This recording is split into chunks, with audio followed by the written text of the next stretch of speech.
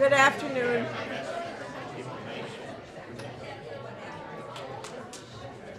Good afternoon, everyone. Very happy to see you on this. Boy, it's gloomy out there. It won't be gloomy in here. We're very happy to have you here. And welcome to our second spring semester series on world affairs. We deal today with one of the most fraught and perplexing events in our lifetime for those of us who were living at the time of the Vietnam War. Never before had I seen and heard the level of controversy and mass protest that war inspired. It was not so much about pacifism and anti-war sentiment as it was about the question, why this war? Families, friends, and colleagues were divided and, if you will, at war with one another on the subject. Frederick Logevall's recently published book, Embers of War, The Fall of an Empire and the Making of America's Vietnam, will help us to sort that out. And I add hastily that the book is available for signing and purchase immediately following the lecture.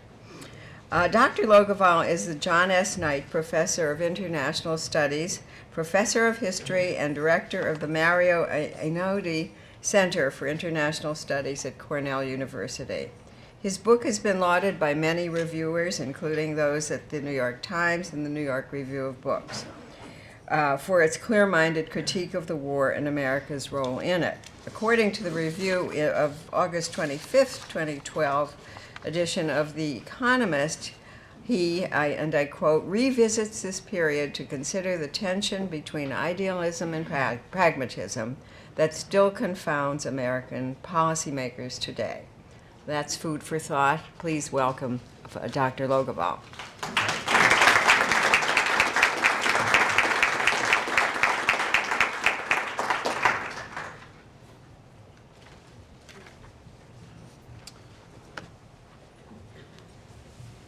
Well, thank you, Sandra, and I thank all of you for coming out on what is indeed a gloomy day. It's nice to be with you, and nice to be at a place that's close to Ithaca, because I've traveled a fair amount to talk about the book over the last few months, which has been a pleasure. But to think that I could hop in my car this morning and be here in slightly less than 2 hours, which did mean that I had to do my best Emerson Fittipaldi impression for a stretch on I-81. And there were a lot of highway patrolmen out, by the way. It was stressful, but I made it. No tickets, and it's really nice to be here with you to talk about Vietnam, which has been called the defining experience of the second half of the 20th century for Americans. It's arguably the longest and bloodiest conflict of that era in international affairs, post-1945 international affairs. And it's been a primary research focus of mine for the last 20 plus years. It started in graduate school when I was choosing a dissertation topic, and I persuaded my advisor in New Haven to allow me to write a dissertation that looked at Kennedy and Johnson and the escalation of the war. I thought it would be a one-off, that this would be my one book on Vietnam, and then I would turn to something else. But something happens for many of us who work on the war, and when we visit Vietnam, and we visit it again, and we see new source materials come out, and we see new questions that need to be addressed, we continue to work away on it. So it now has been not a singular research focus of mine, but certainly the thing that I've done more than anything else since graduate school. And a key question in this book is the one that I think you would probably anticipate being a key question. How is it that the United States ended up in this place? 7,000 miles from the coast of California, 10,000 miles from Scranton, a place that many Americans, when the original commitment was made, many Americans had not heard of. And why did the United States, born out of an anti-colonial reaction against Britain, choose to back France in its colonial war And then after the French had been defeated in 1954, climactic battle at Dien Bien Phu, which I deal with at some length in the book, why after that defeat did the United States choose to try to succeed where the French had failed? Those are the questions at the heart of the book. Now, of course, as we all know, the war has inspired a vast outpouring of books, of articles, scholarly conferences, Hollywood films, documentaries. I understand Ken Burns is working on one of his mega projects pertaining to the war, so we'll soon have another documentary series on Vietnam.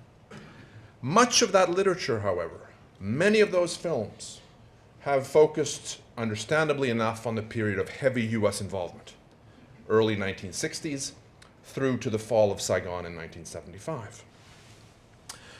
And it seemed to me, 10 years ago when I started this, that in our rush to get to America's war, scholars, myself very much included, had given short shrift to the period that went before.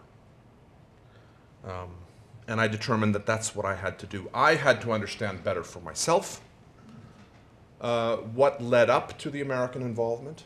And what I've tried to do here is to produce a full international history that tells us how the whole saga began. It's a story that begins, for me at least, at the end of World War I, when the future of European empires seemed secure, at least to many people. That goes through the interwar period, that looks very closely at World War II, and I'll talk about World War II and its importance in a moment, that then gives close consideration to the French Indochina War, as we often call it, or the First Vietnam War, if you will.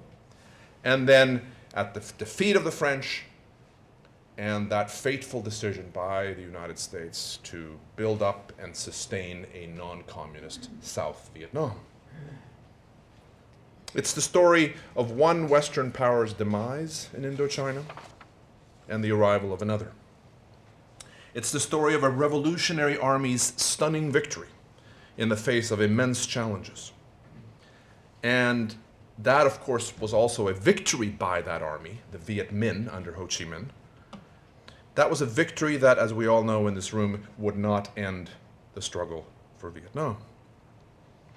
Now, one point I want to make before I begin properly is that it's not merely as a prelude to America's war that this earlier period merits our attention. Straddling as it did the century's midpoint, the French Indochina War sat at the intersection of the grand political forces that drove international affairs in the 20th century.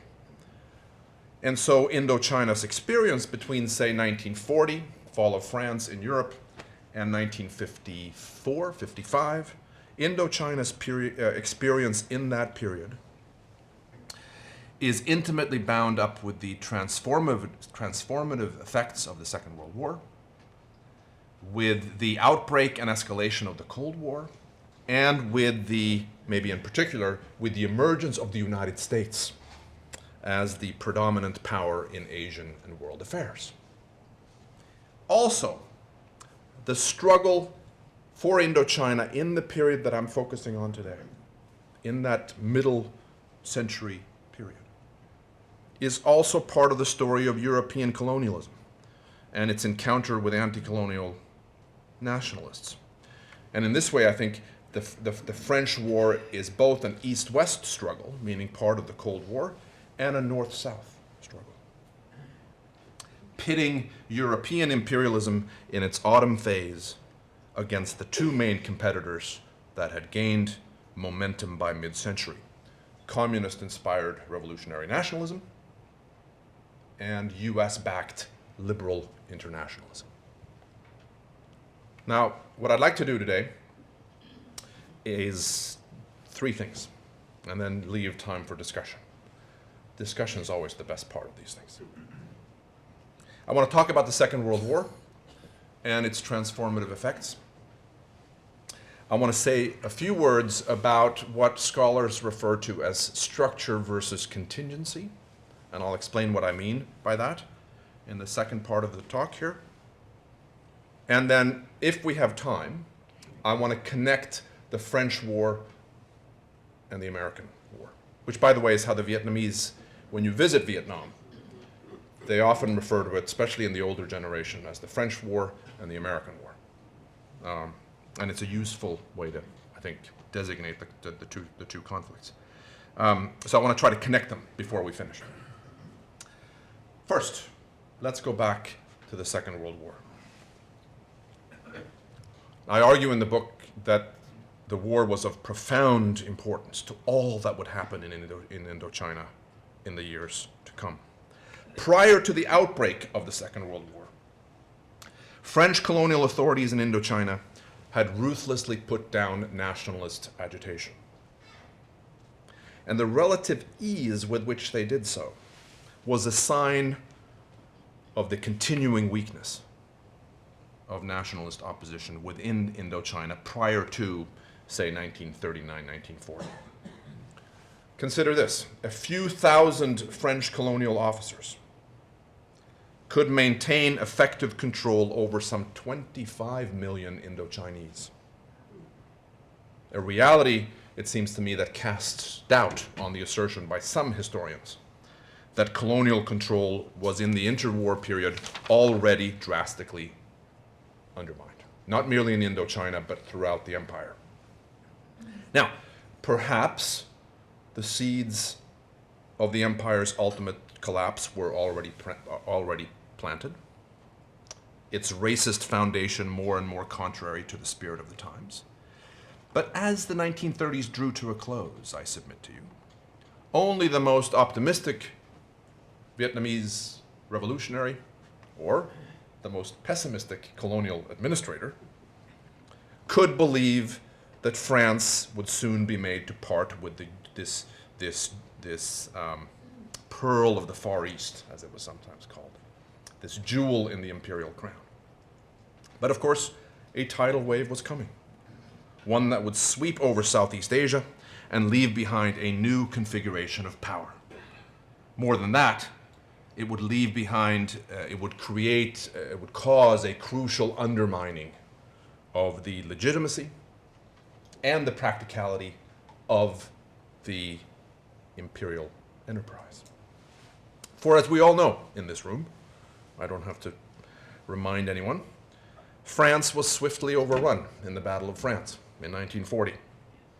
Japan took advantage of this development by swooping into Indochina and taking de facto power.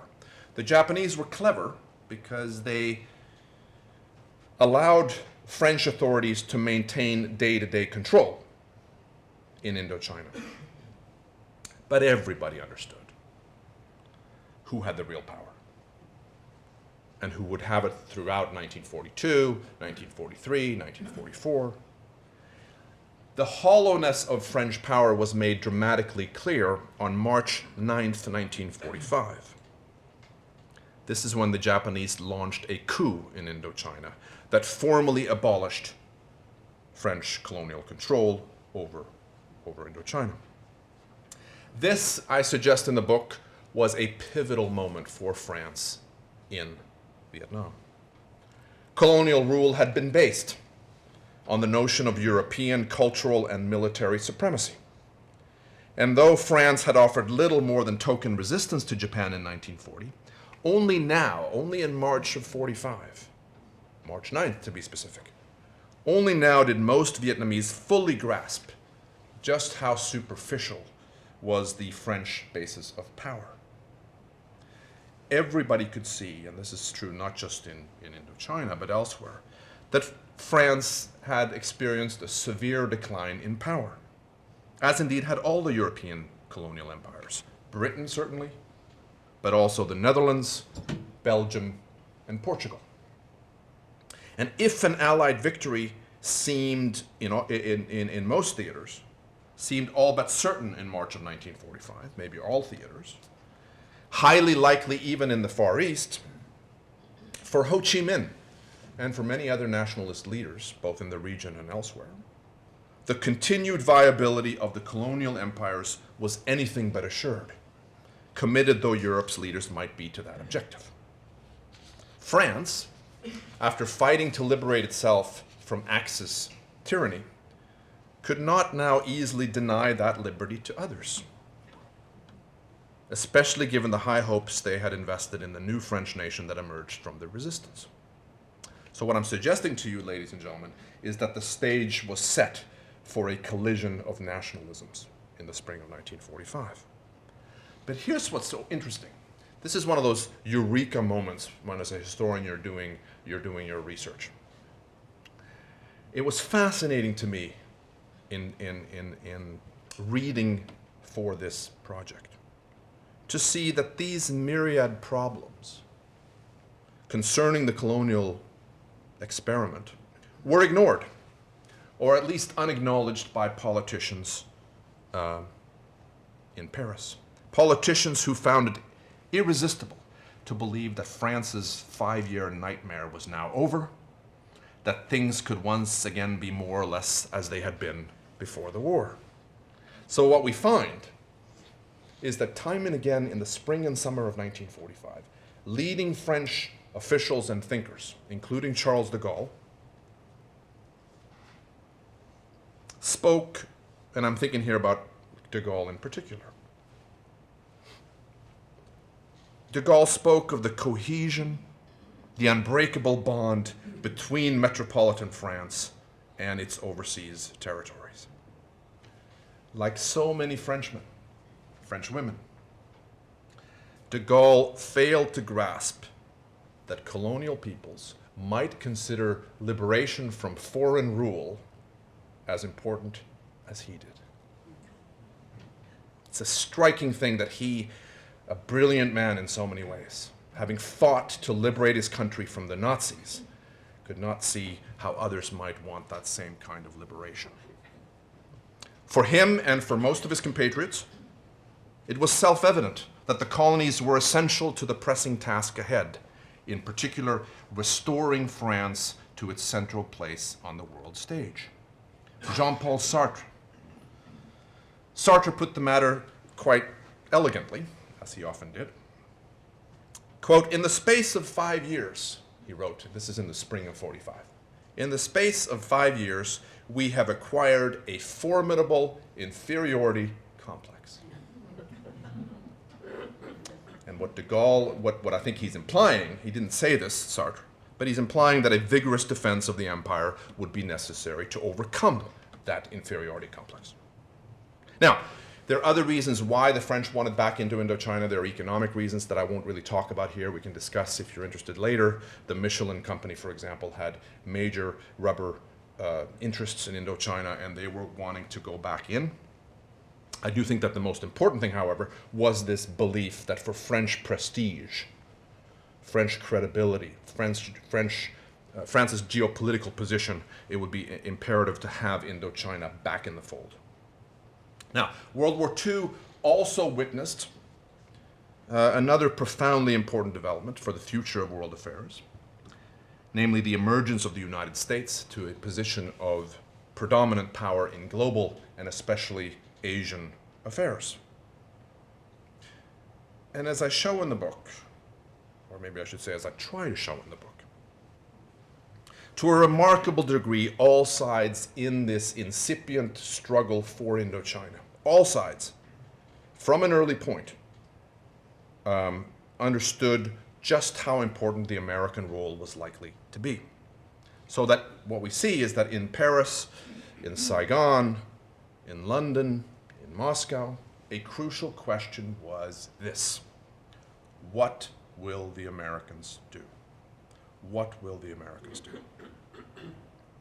It shouldn't surprise us, therefore, that on August 30th, 1945, Ho Chi Minh sent a letter to Harry Truman via American authorities in China, a letter that asked for the Viet Minh to be involved in any Allied discussion regarding Vietnam's post-war status. Truman did not reply. There would be more such letters in the weeks and months to come, these too would go unanswered. Yet for me, it's this first non-reply that lingers in the mind. Because August 1945, I want to suggest to you this afternoon, August 1945 was the open moment when so much hung in the balance, when the future course of the French imperial enterprise in Indochina was anyone's guess. The energies of Truman and his top advisors may have been directed elsewhere that month, August 45, obviously to the paramount tasks in post-war Europe. The war had just ended in Europe. To securing Japan's formal surrender. The atomic bombs had just been dropped or were dropped early in the month, and they had to focus on getting Japan's formal surrender. Nevertheless, savvy French and Vietnamese leaders were not wrong to attach so much importance to US thinking. For at the occasion of Japan's surrender, the United States had an extraordinary political power in Asia, of a kind never seen before, and I would argue since. That was kind of the zenith of that power. For tens of millions of Asians that summer, the very remoteness of America added to its allure, to its perceived omnipotence.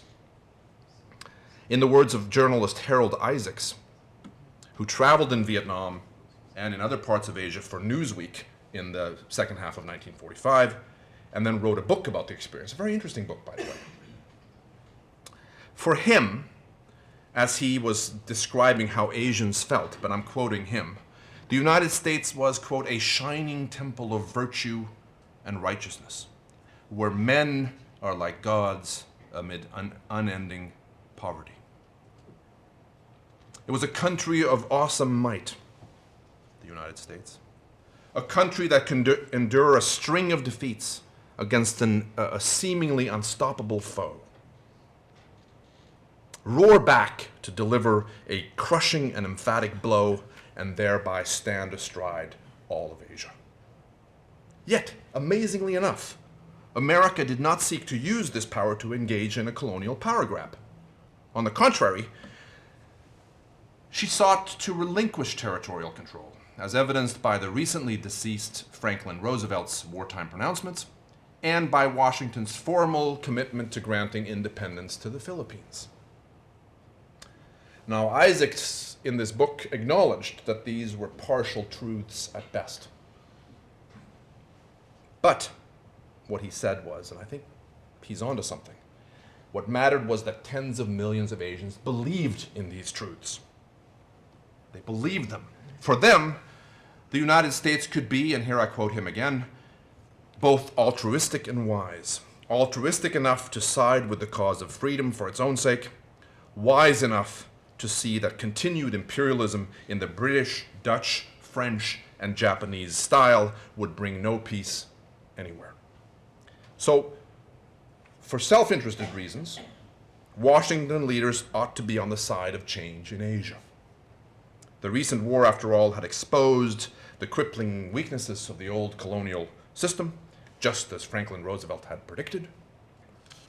During Japan's wave of attacks in the first half of 1942, late 41-42, the British, Dutch, and American colonies had collapsed one by one, like so many houses of cards. Surely the United States would see all of this. Nationalists in the region told themselves, told each other. FDR, after all, had seen it.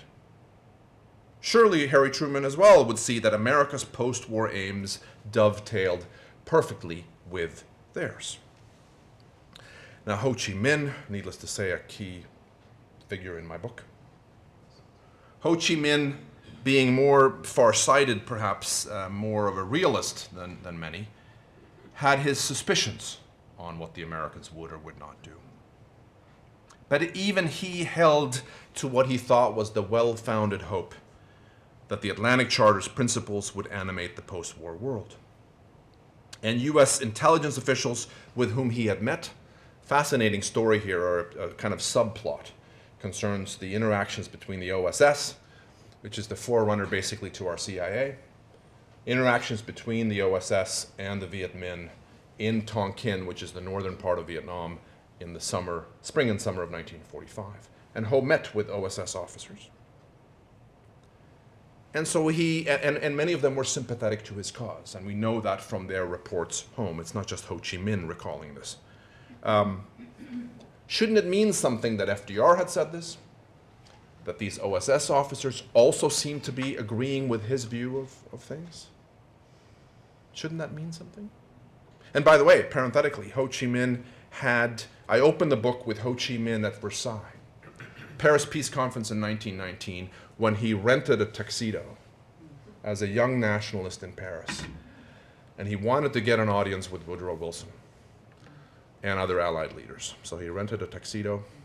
It's vivid in my mind's eye to imagine him trying to get an audience with these world leaders, getting shut out. But it suggests that he had a belief from a very early point in what America could do to his cause. The point here, however, is that his belief that perhaps this would mean something for his cause turned out not to be true in the summer of 1945. Washington officials, it soon became clear, would not act to prevent a French return to Indochina. Not then, not a year later, when large-scale fighting broke out between France and revolutionary forces under Ho. France had made its intentions clear, and the Truman administration did not dare defy a European ally that it deemed crucial to world order for the mere sake of honoring the principles of the Atlantic Charter. Now, even on its own terms, there are reasons, it seems to me, to question the logic of the administration's policy. Was it in fact logical, given the unquestioned importance of ensuring a strong France in Europe, to support France's hardline posture against a formidable nationalist movement in the far reaches of Southeast Asia? The looming conflict in Vietnam was sure to drain French strength away from Europe, to consume resources that all Paris officials knew were scarce to begin with, perhaps ultimately compelling Washington to, in effect, pay twice. Once to bolster France in Europe, once to strengthen France in Indochina.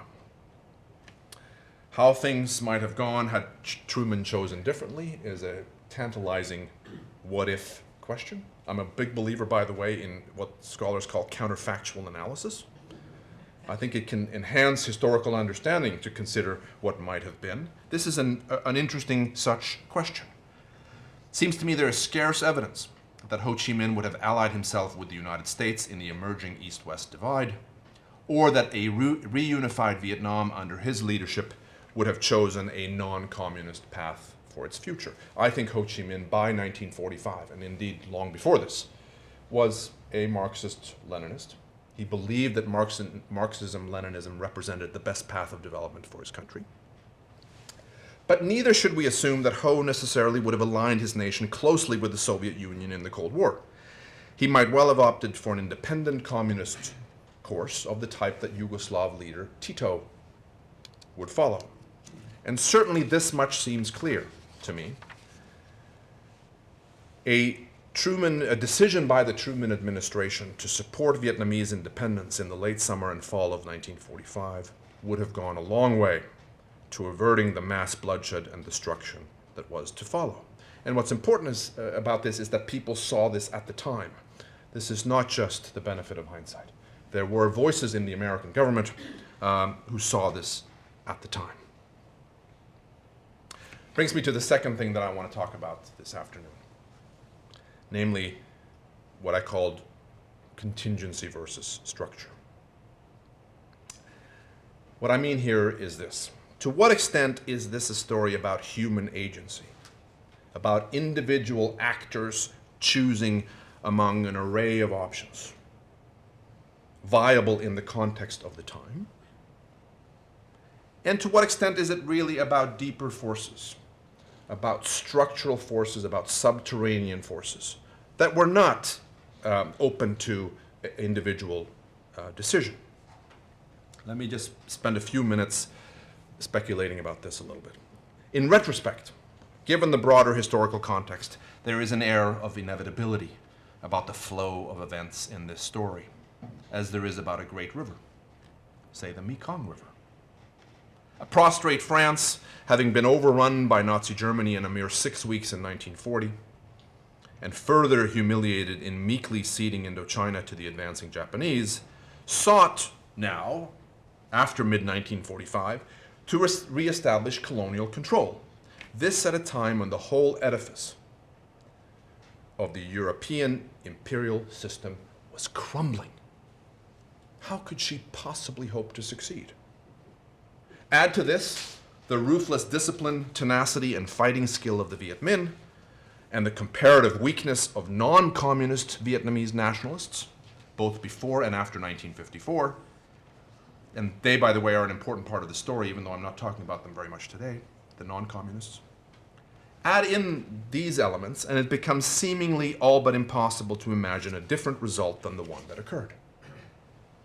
Yet, I want to suggest this afternoon that the French Indochina War and its aftermath is a contingent one to a large degree, full of alternative political choices, major and minor, considered, reconsidered, and altered in Paris and in Saigon, in Washington and Beijing, and in the Viet Minh's headquarters in the jungles of Tonkin.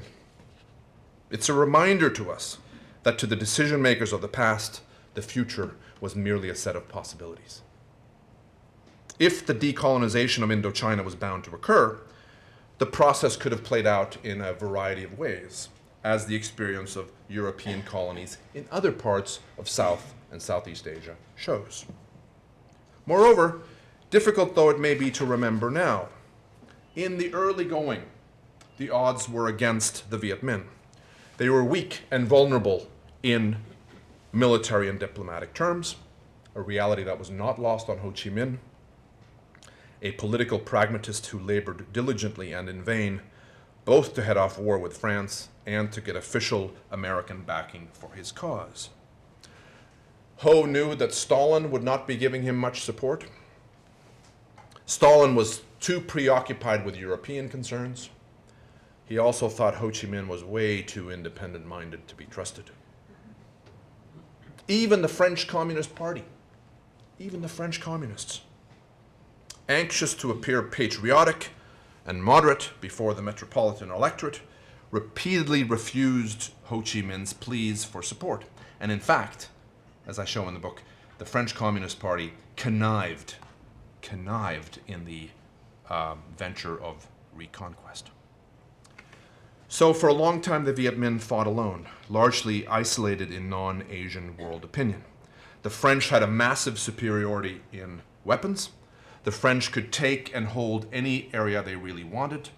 Even after Chinese aid started to flow across the border, after Mao and his communists achieve a victory in China in 1949 in that civil war, country's civil war, even after the Chinese aid starts to flow to the Viet Minh in early 1950 in a serious way, the outlook for Ho remained uncertain because France could now claim a still more powerful patron of its own in the form of the United States.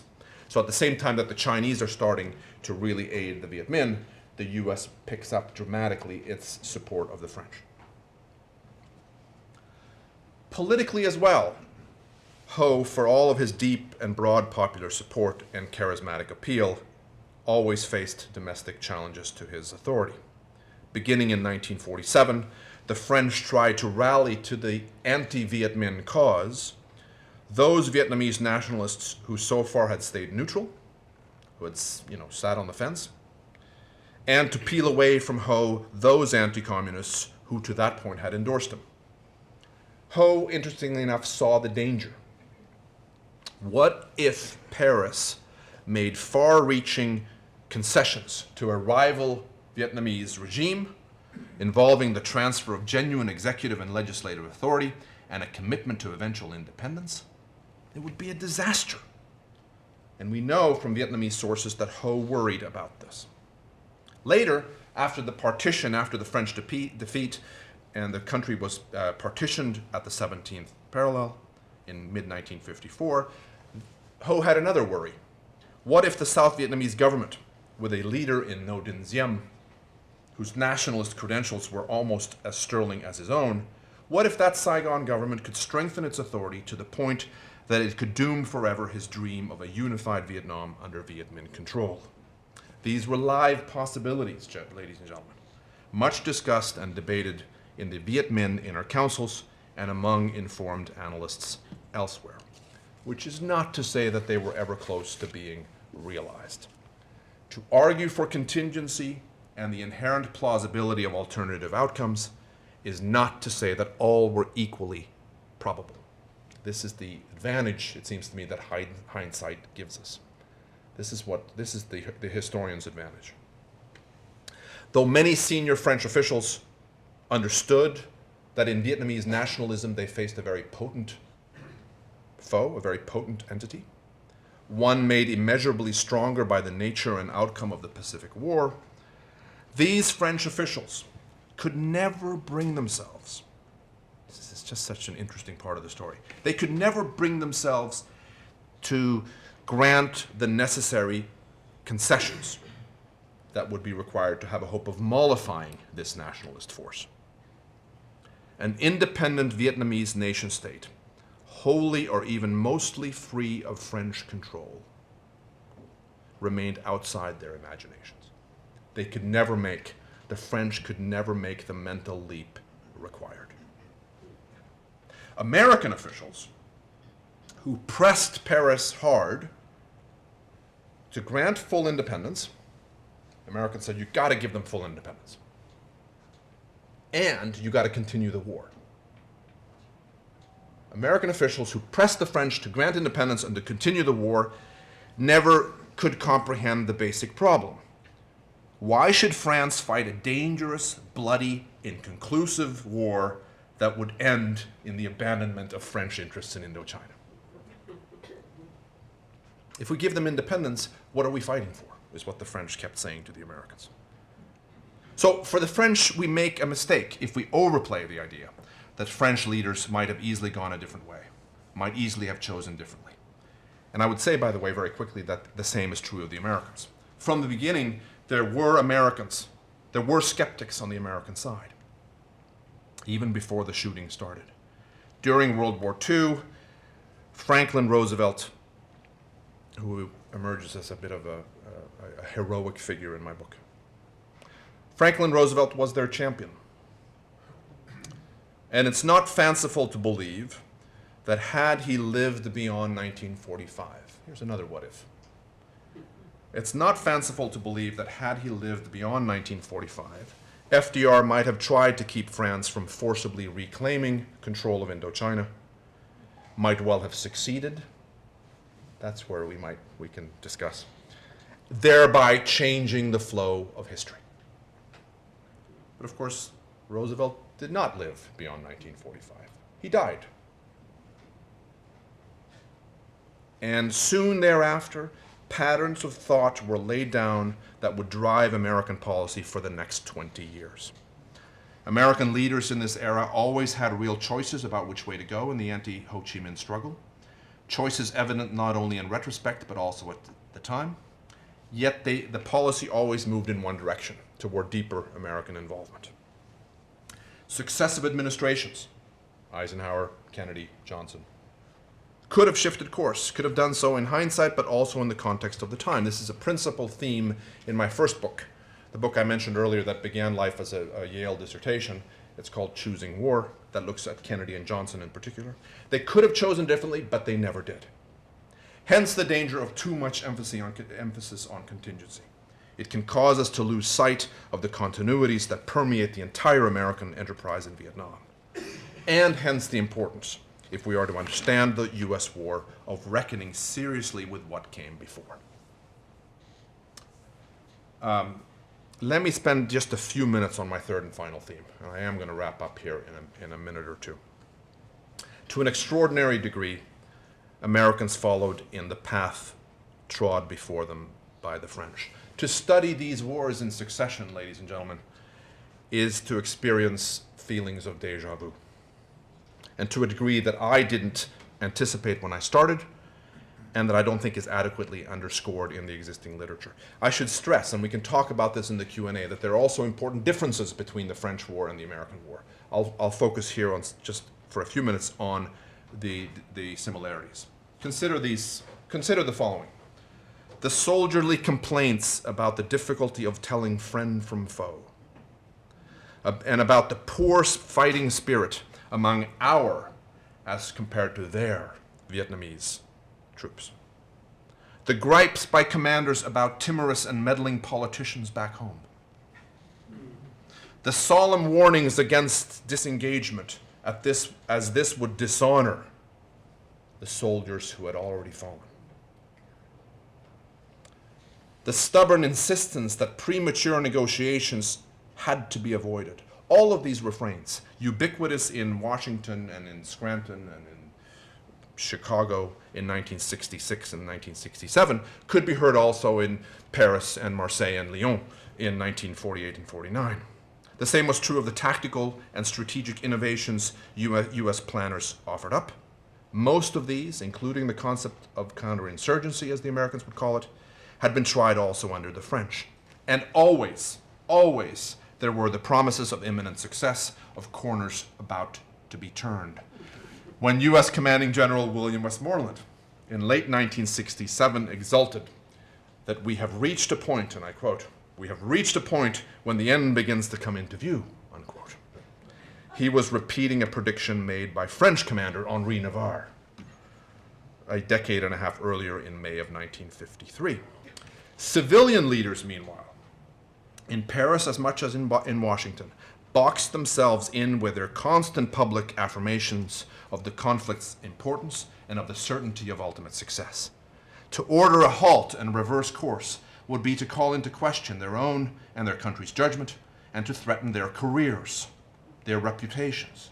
Far better in the short term, always the term that matters most to the ambitious politician, far better to forge ahead and hope for the best, to ignore the warning signs and the contrary intelligence and diplomatic reports.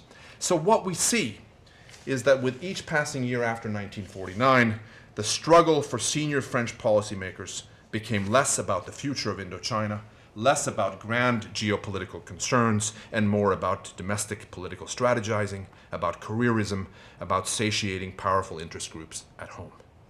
The main objective now was to avoid embarrassment, to hang on, to muddle through, to avoid outright defeat, at least until the next vote of confidence or the next election. Somehow, American leaders for a long time convinced themselves that the remarkable similarities between the French experience and their own were not really there. What mattered, these American officials said, and I'll stop here in just a minute. What mattered was that the French were a decadent people, trying vainly to prop up a colonial empire. Their army a hidebound, intellectually bankrupt enterprise, shackled by their humiliating defeat in 1940 and their dependence on African colonial units and on the German-dominated Foreign Legion, and it was German-dominated, a legion that was devious and narrow of vision. The French had fought badly in Indochina and they deserved to lose. The Americans, on the other hand, were the good guys, militarily invincible, who had selflessly come to help the Vietnamese in their hour of need and would then go home. Untainted by colonialism, possessor of the mightiest arsenal the world had ever seen, the United States was the champion of freedom, the engine in the global drive to stamp out rapacious communist expansion. On the human side, meanwhile, the French experience with the cupidity and the fence-sitting of their Vietnamese collaborators, that would not be repeated. Why? Because this time the Vietnamese had something to fight for. This, I suggest in the book, as I conclude, was for the most part self-delusion. For one thing, the French Expeditionary Corps usually fought with bravery and determination and skill. For another, France's war was also America's war. Washington footed much of the bill, supplied most of the weaponry, and pressed Paris leaders to hang tough when their will faltered. By the way, very interesting part of this story is that the Americans, by the end of the French War, were much more committed to the French war than were the French themselves. I want to conclude with a quote by a fellow who figures quite prominently in my book, named Bernard Fall. Bernard Fall was French raised, later moved to the United States, became really the foremost authority on the French Indochina War. He would be killed while accompanying US troops in South Vietnam in 1967. But he put it this way, in comparing the French experience and the American. He said, "The Americans were dreaming different dreams than the French, but walking in the same footsteps." Thank you.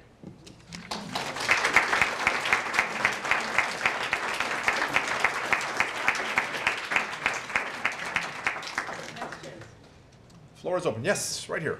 Eisenhower, you kind of skipped over. I did it, yes. Is there a particular question about Eisenhower? I'm of an age when I idolized him, because I was a little girl, and I thought, this is a man who went through wars and he knew the hells of war, and as president, he was going to be a president for peace. And that's what I remember as a little girl. Yeah. What was he doing? I mean, Yeah. I'm assuming letters came also to him after Truman left. Did he also ignore the letters? Well, the letters... Did they stop? The letters stopped. So by the time Dwight Eisenhower becomes president in January of 1953, Ho has, maybe someone would say, at long last, given up hope that he would have support, or maybe has finally realized that he won't have American support for his cause. Eisenhower is, I think, a very important figure in this story and in my book, and in a sense, he's certainly somebody I should have talked about today. What I can say to you now is that I argue in the book, contrary to, I think, what many scholars and other authors have written recently, that Eisenhower was more of a hawk on Indochina, to use the later terminology, than many have suggested. I think I show in the book that in the spring of 1954, when the French were on the ropes at Dien Bien Phu, and when they appealed for American air support and American intervention, they wanted to internationalize the war to save their own military position. I argued that Eisenhower and Dulles, and certainly the Vice President, Richard Nixon, were very serious about intervening militarily. They didn't do so because, mostly I argue, because of British opposition. And also because Congress decided that we're not going to really approve this, Mr. President, unless you have the British on board.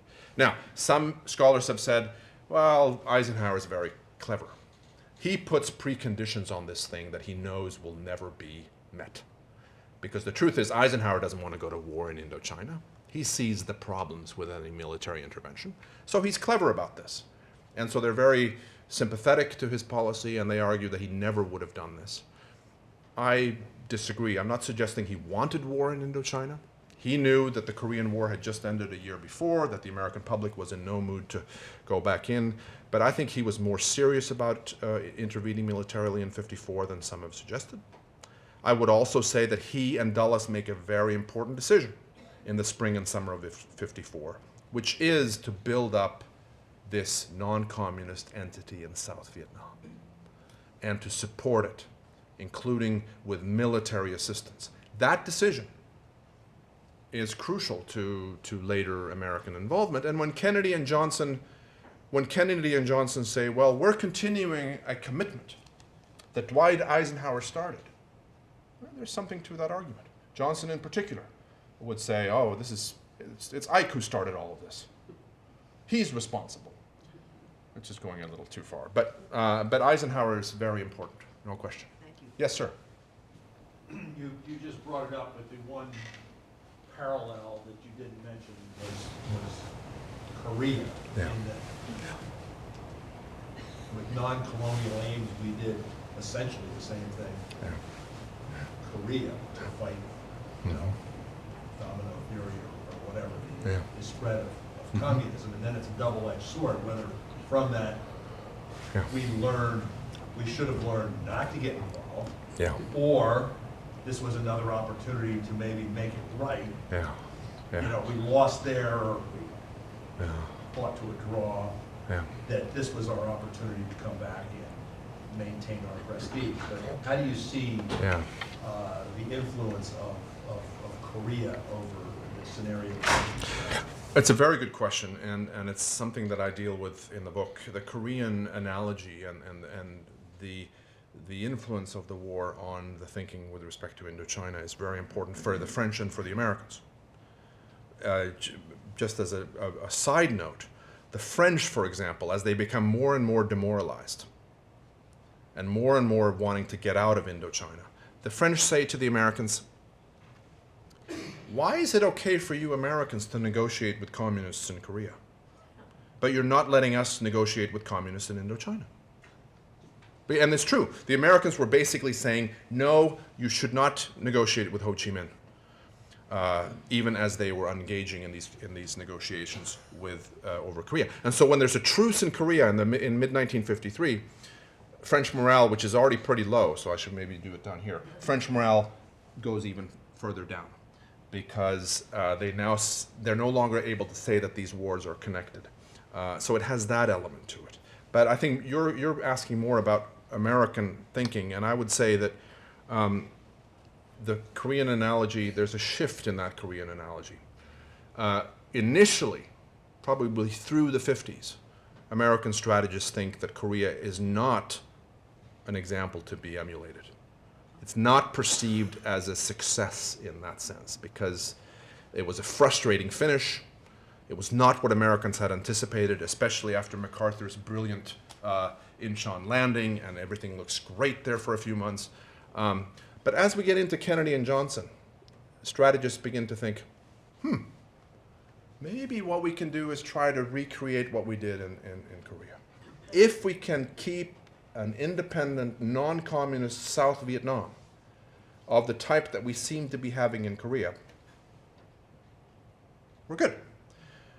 Now, intelligence analysts all the way through are saying, do not compare these two wars very closely, because the obstacles in the way of success in South Vietnam are much greater than in Korea, because of the geography, because of the nature of politics within the two countries. And so there were always skeptics who said, well, you're not really going to be able to recreate what you did in Korea and South Vietnam.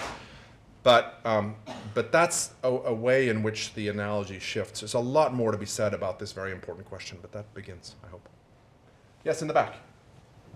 I'm currently reading your book and enjoying it very much. Thank you. I suppose it's natural to focus on the Ho Chi Minh West relationship, Ho Chi Minh versus France, Ho Chi Minh versus the United States. But part of the reason that the non-communist Vietnamese were as weak as they were, isn't it true? I think you go into this a little bit in your book, but not much. Is the assassination campaign that the Viet Minh was carrying out all during these years against the non-communist forces. Yeah. Well, you bring up a very important point. It's something that I do deal with in the book, though I think you're quite fair to suggest that I could do more with it. And I do think it's important, and I think we should bear in mind. I may have used the word once at the beginning of my talk today, but it deserves saying again that the Viet Minh were a ruthless group of people, a ruthless force. Vo Nguyen Giap, who I've not mentioned today, who was the Viet Minh commander.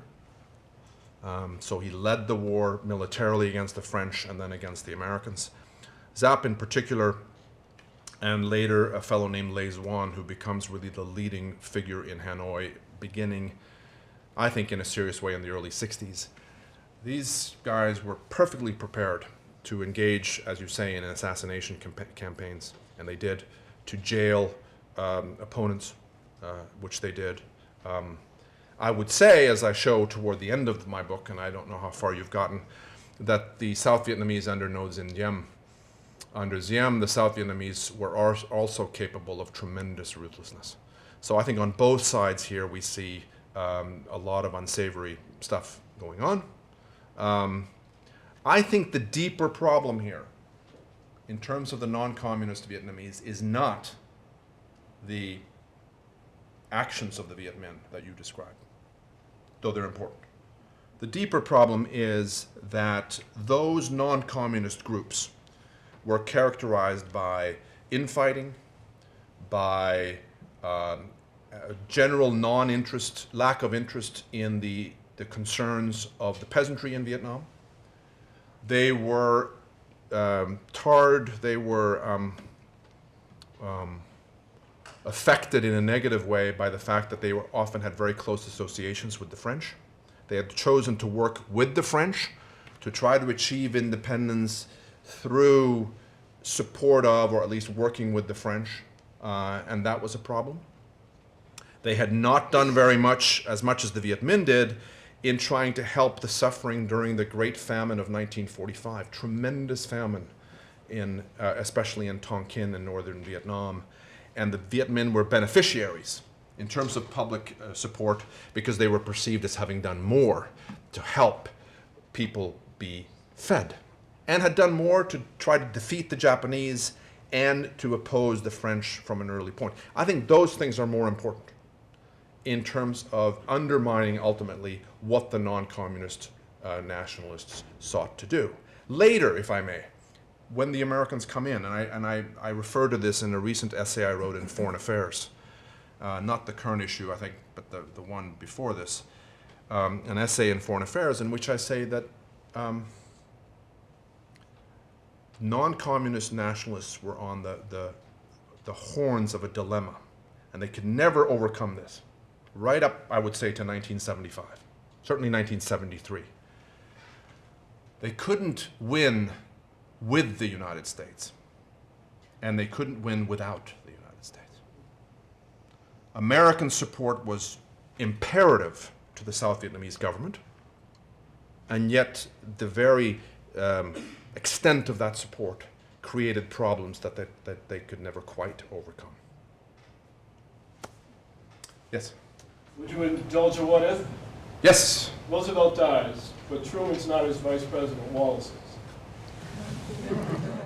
Which is an interesting one and a very plausible one, obviously, for those of you who know your political history. You know, I think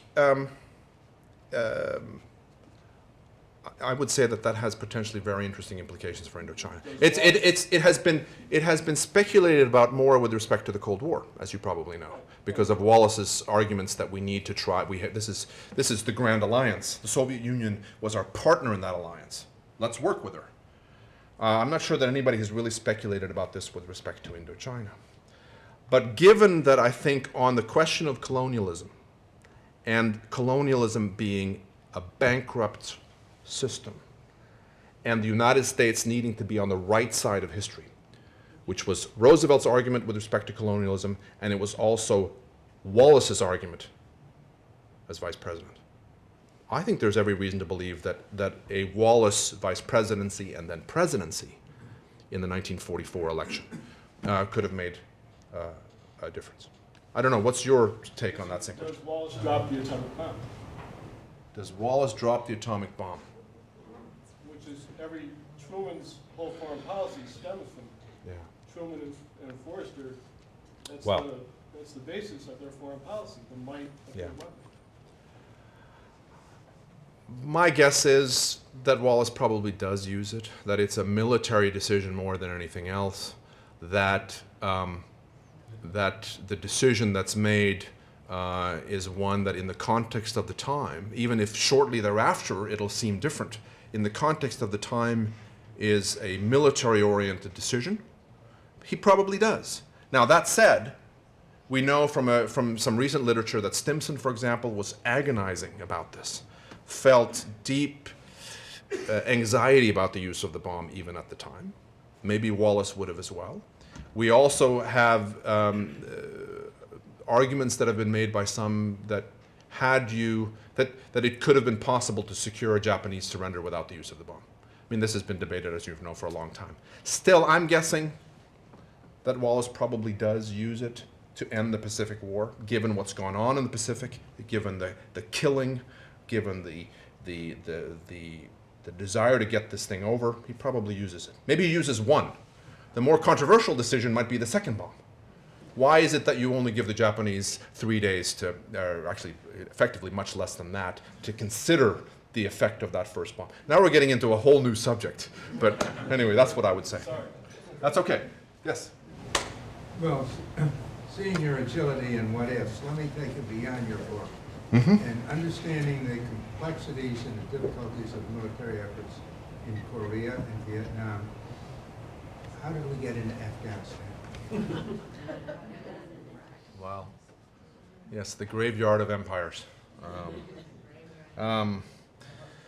Well, I think that to understand the decisions, obviously 9/11 is critical, and I think a near consensus in those critical weeks after 9/11 that a military response would be required by the United States, that Afghanistan was the place to do it in terms of what we knew about what Al-Qaeda had been doing and from where it had been doing it. So I suppose one could say that a very important difference between the two struggles on this question, at least initially, and I'll come back to, I'll say something else in a second, but is that the Vietnam decision occurs over a long period of time when you can actually consider alternatives, you can consider different courses of action. The Afghanistan decision, at least if we're talking about, what is it, October 2nd, I think, in 2001? It's a few weeks after 9/11. Happens very quickly for the Bush administration. But here's where the analogy is a little bit more interesting. I think that in terms of the duration of the Afghanistan commitment and the decision by the Obama administration in the fall of 2009 to escalate American involvement, I think there you have a more interesting parallel. So that if we look at Vietnam, for example, under Johnson, let's say Johnson and Nixon 68, 69, what we see is a corrupt South Vietnamese government that does not have broad support among the South Vietnamese people, that does not have established security over much of the country. And you could say about the same thing about the Karzai government in Afghanistan in 2008, 2009, 2010. You could also say that Johnson, and this is something I haven't talked about, but I believe that Johnson, and probably Kennedy as well, escalated in Vietnam mostly for reasons having to do with domestic political imperatives. We know from the Johnson tapes. I just played a tape in my class a couple of days ago at Cornell. Tape, this is March 1965. Johnson is speaking to Richard Russell, his mentor, one of his mentors. And Johnson says, there ain't no daylight in Vietnam. You can fight. You can help a man fight a war if there's daylight, but I see no daylight in Vietnam. I think he had doubts, Johnson, from an early point, that this thing could ever be won. I think he had doubts that it needed to be won, but I think for domestic political reasons above all, Johnson moved in. I think the same is we haven't talked about Kennedy very much, but I think that would be true also of him. And I would say that for Barack Obama, the decision to expand involvement in August, in the fall of 2009, had at least something to do with domestic political imperatives. Because by making the decision he made, Obama was covering his right flank because he was showing a commitment, a commitment to staying the course, but he also covered his left flank with Democrats by, as you will recall, putting a time limit on that troop escalation. So it's a somewhat long-winded answer to your question, but the analogy both fits and doesn't, I guess I would say. In the corner. How do you see the future with the administration's Asian pivot toward militarily, strategically, with like the North Koreans, the rise of an economically strong China with the United States and the issues over the islands, which includes Vietnam and the Philippines and Japan and all these different countries out there? Well, my cop-out answer to you is that I'm a historian. So to talk about the administration's current Asian pivot is beyond my pay grade. I do think it's, as I understand it, born out of a pretty serious internal review by the national security team, and growing from a conviction that in fact Asia is going to be critical to American security interests in a way that perhaps it hasn't been, and that it is important therefore to shift, to have this kind of a pivot. Critics have suggested that it's likely to have an adverse effect, that it's going to cause consternation in China, in particular in Beijing, and it's going to cause the Chinese perhaps to expand their military capabilities and to be perhaps more aggressive in the region than they might otherwise be in response to this. But not a very effective answer to your question, but that's what I would offer. Well, thank you so much.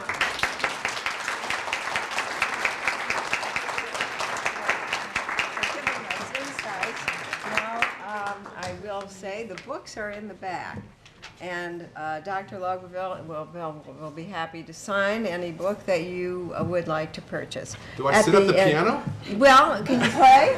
No, I can't. Okay. My Well, daughter then can you play. oh, okay. But she's Well, not. but there is a chair at the table right in front, and we'll move the books onto there. But thank you so much for these insights, and we'll be meeting in less than a week to hear more about war and even something about peace from an expert on both. Dr. Sarwar will be with us next Tuesday in this room. We'll see you then. What? Not in this room. Where is it?